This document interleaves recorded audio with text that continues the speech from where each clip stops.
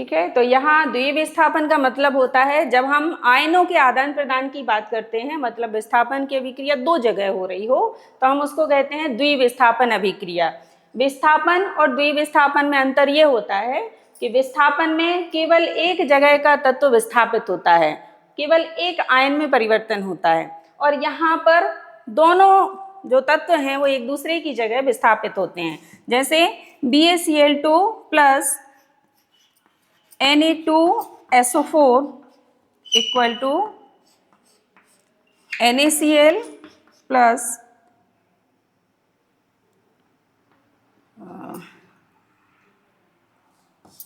BaSO4। तो यहाँ पर हम देख सकते हैं कि Ba की जगह क्या जुड़ गया है, Ba की जगह जुड़ गया है Na, और Na की जगह क्या जुड़ गया है, Ba। तो इन दोनों में इंटरचेंज हो गया है।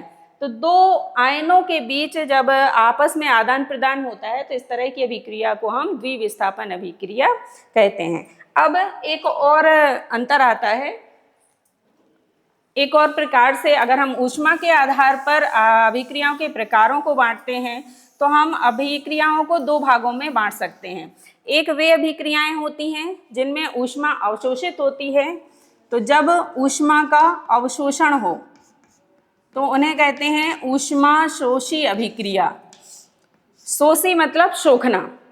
तो जब अभिक्रिया में ऊष्मा लगती है, ऊष्मा को अवशोषित किया जाता है, तो इस तरह की जो अभिक्रिया होती है उसको कहते हैं ऊष्मा शोषी अभिक्रिया। इसका सबसे अच्छा उदाहरण है प्रकाश संश्लेषण। प्रकाश संश्लेषण आपको इस चैप्टर में भी काम आएगा। दूसरे क्वेश्चन एक जो आता है प्रश्न कि प्रकाश संश्लेषण के समीकरण को लिखिए, तो यही समीकरण आपको वहां भी काम आ सकता है। तो हम यहाँ पर लिख लेंगे 6CO2 plus 12H2O equal to C6H12O6 plus 6O2 plus 6H2। यहाँ पर इस एरो के ऊपर हम लिखते हैं सूर्य का प्रकाश। यहाँ पर क्या होता है, सूर्य का प्रकाश जो है वो अवशोषित होता है। क्या होता है, सूर्य का प्रकाश अवशोषित होता है। किसके द्वारा होता है, क्लोरोफिल के द्वारा होता है। ठीक, तो जब ये जो समीकरण है ये किसका है, ये समीकरण है प्रकाश संश्लेषण की अभिक्रिया का। तो अगर प्रश्न आता है कि प्रकाश संश्लेषण की अभिक्रिया का समीकरण लिखिए, तो अपन ये समीकरण उसमें लिख सकते हैं। साथ ही यही समीकरण आप ऊष्मा शोषी अभिक्रिया के उदाहरण में भी लिख सकते हैं। तो वह अभिक्रिया जिसमें ऊष्मा का अवशोषण होता है, ऊष्मा को सोखा जाता है, उसे हम ऊष्मा शोषी अभिक्रिया कहते हैं, जिसका सबसे अच्छा उदाहरण है हमारा प्रकाश संश्लेषण की अभिक्रिया। दूसरा है ऊष्मा क्षेपी अभिक्रिया। क्षेपी का मतलब होता है निकलना, क्षेपण होना मतलब बाहर निकलना, उत्सर्जन होना, है ना। तो ऐसी अभिक्रिया जिसमें ऊष्मा जो है बाहर निकलती है या ऊष्मा उत्पन्न होती भी कह सकते हैं। तो ऐसी अभिक्रिया जिसमें ऊष्मा का उत्सर्जन होता है या ऊष्मा उत्पन्न होती है उसे हम ऊष्मा क्षेपी अभिक्रिया कहते हैं। इसी समीकरण को अगर हम उलट करके लिखते हैं, एक्सेप्ट करके, जिसको छोड़ के केवल वाटर मॉलिक्यूल्स को छोड़कर अगर हम इसको उलट करके लिखते हैं तो वो श्वसन की अभिक्रिया हो सकती है। यहाँ हम उदाहरण में ऐसा भी लिख सकते हैं।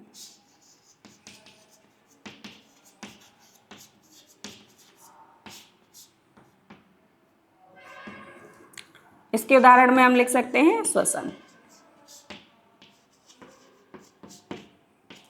ठीक, तो ऊष्मा क्षेपी अभिक्रिया का उदाहरण क्या हो जाएगा, श्वसन। श्वसन का समीकरण क्या है, C6H12O6 plus 6O2 equal to 6CO2 plus 6H2। इस अभिक्रिया में क्या हो रहा है कि कार्बोहाइड्रेट जो है ऑक्सीजन से क्रिया करके कार्बन डाइऑक्साइड और जल बना रहा है। यह जो समीकरण है ये श्वसन का समीकरण है। इस समीकरण में ग्लूकोज का ऑक्सीडेशन होता है जिसके कारण कार्बन डाइऑक्साइड और पानी बनता है। साथ में क्या बनता है, ऊर्जा, जो ऊर्जा हमें हमारे शरीर में प्राप्त होती है। तो दो तरह की अभिक्रियाएं हो गई, किसके आधार पर? ऊर्जा के आधार पर, ऊष्मा के आधार पर। तो जब ऊष्मा का अवशोषण हो तो उसे ऊष्माशोषी अभिक्रिया कहेंगे, जब ऊष्मा उत्सर्जित हो या उत्पन्न हो तो उसे ऊष्माक्षेपी अभिक्रिया कहेंगे। एक और अपन ने देखा होगा, जब हम चूने को, एक और अभिक्रिया है, जैसे हमने चूना लिया, चूना मतलब CaO, जब हमने इसको लिया तो जब हम उसमें पानी डालते हैं, जैसे हमने एक घड़े में, पहले घड़े में चूना बुझाया जाता था, तो जैसे हमने एक घड़े में चूना लिया और चूने में पानी डाला तो क्या होता है, वो घड़ा जो है वो बहुत गर्म हो जाता है। क्यों गर्म हो जाता है? क्योंकि उसमें से ऊष्मा निकलती है। जब ये दोनों आपस में क्रिया करते हैं, चूना और पानी, तो ये दोनों मिलकर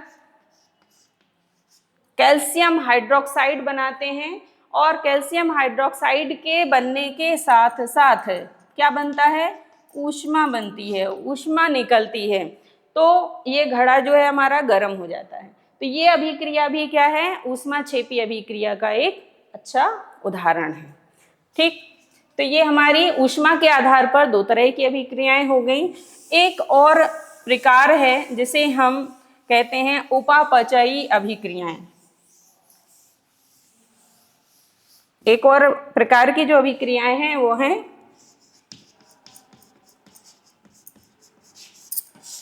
उपापचयी अभिक्रिया या रेडॉक्स अभिक्रिया भी इसको कहते हैं। अंग्रेजी में इसको कहते हैं रेडॉक्स अभिक्रिया। रेडॉक्स अभिक्रियाएं क्या हैं? इसमें एक्चुअल में दो प्रकार की अभिक्रियाएं सम्मिलित होती हैं। एक को कहते हैं अपन उपचयन, इसी का दूसरा नाम है ऑक्सीकरण,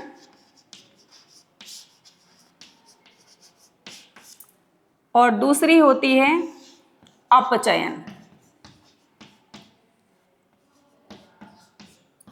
इसे हम दो चीजों के आधार पर परिभाषित कर सकते हैं। एक ऑक्सीजन के आधार पर।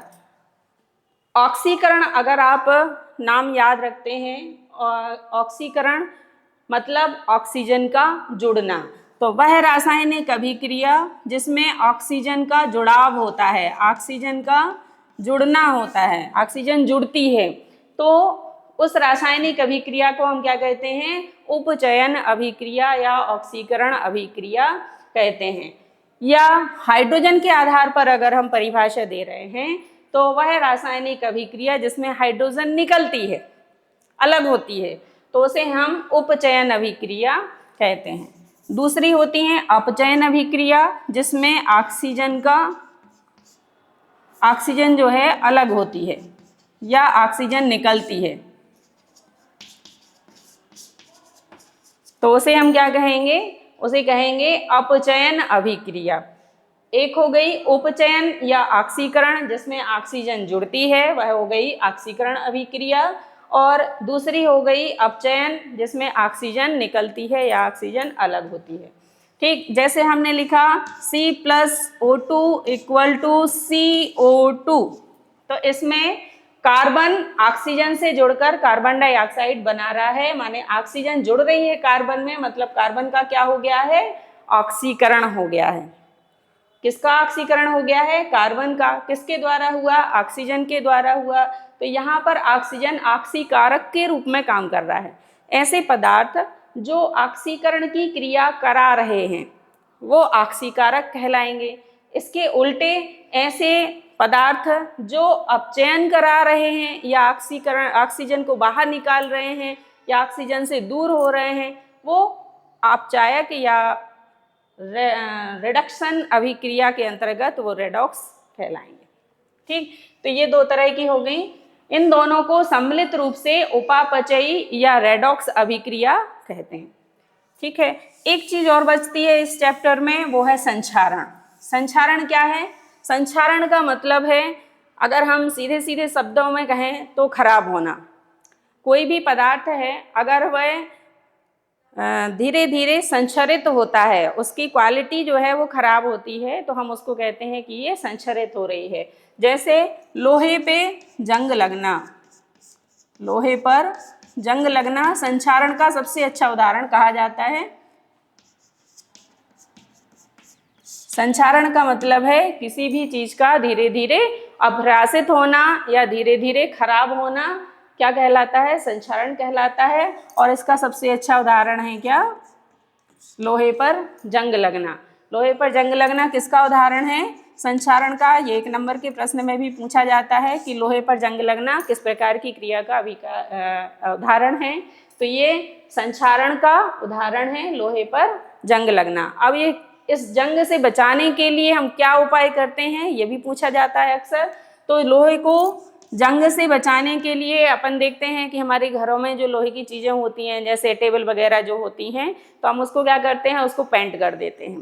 पेंट करने से क्या होता है कि वो वायु के संपर्क से दूर हो जाता है, वायु का संपर्क उससे टूट जाता है। तो सबसे पहला जो उपाय है संक्षारण को रोकने का, वो क्या है, पेंट करना। दूसरा एक होता है जस्ते की परत चढ़ाना। जस्ता मतलब जिंक, जिंक की परत चढ़ाना, जिसे गैल्वनीकरण कहते हैं। ठीक है, या उसको एयर टाइट कर देना, मतलब उसके साथ हवा ना पहुंच, उसके पास हवा ना पहुंच पाए, नमी ना पहुंच पाए, नमी से उसको दूर कर देना, तो भी हमारी जो वस्तुएं हैं लोहे की वो संक्षारित होने से बच जाती हैं। एक चीज और है, एक प्रश्न और आता है इसमें, विकृत गंधिता, बहुत इंपॉर्टेंट है, अक्सर पूछा जाता है। विकृत गंधिता क्या है, तो इसका सीधा सीधा संबंध है गंध से।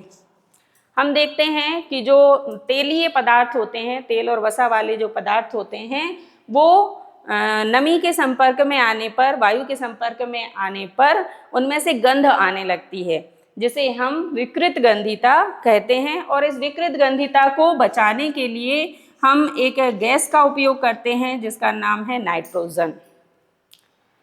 तो विकृत गंधिता क्या है, इसे बचाने के लिए हम किस गैस का उपयोग करते हैं, इस तरह का प्रश्न आता है। तो हम लिखते हैं कि तेल एवं वशीय पदार्थ ऐसे ही पड़े रहने पर, वायु के संपर्क में आने पर उनमें से गंध आने लगती है, इसे हम विकृत गंधिता कहते हैं। और विकृत गंधिता से बचाने के लिए हम पदार्थों को नाइट्रोजन से उपचारित करते हैं, मतलब उनमें नाइट्रोजन भर के रखते हैं। इसीलिए हम देखते हैं कि जो हमारे जो पैक्ड फूड आते हैं, जितने भी पैकेट होते हैं, उनमें जो गैस भरी होती है वो कौन सी गैस होती है, वो होती है नाइट्रोजन। तो विकृत गंधिता से बचाने के लिए हम किस गैस का उपयोग करते हैं, नाइट्रोजन का उपयोग करते हैं। एक और प्रश्न है कि मैग्नीशियम रिबन को साफ क्यों किया जाता है उपयोग करने से पहले। तो हम मैग्नीशियम रिबन जो होता है वो नमी में, जैसे मान लीजिए ये रिबन है, अब अगर हम इसको ऐसे ही छोड़ देते हैं तो ये धूल मिट्टी की परत इसके ऊपर चढ़ जाती है, साथ ही एक नमी की परत इसके ऊपर चढ़ जाती है, और इसको वायु के संपर्क में लाने के लिए, जलाने के लिए हमें इसको पहले साफ करना होता है ताकि ये परत जो है वो हट जाए। तो मैग्नीशियम रिबन को साफ इसलिए किया जाता है ताकि उसके ऊपर जो धूल मिट्टी की परत चढ़ी हुई है ऑलरेडी, उसको पहले साफ कर दिया जाए ताकि वो वायु के डायरेक्ट संपर्क में आ सके। प्रत्यक्ष संपर्क को जोड़ने के लिए हम उसको साफ करते हैं।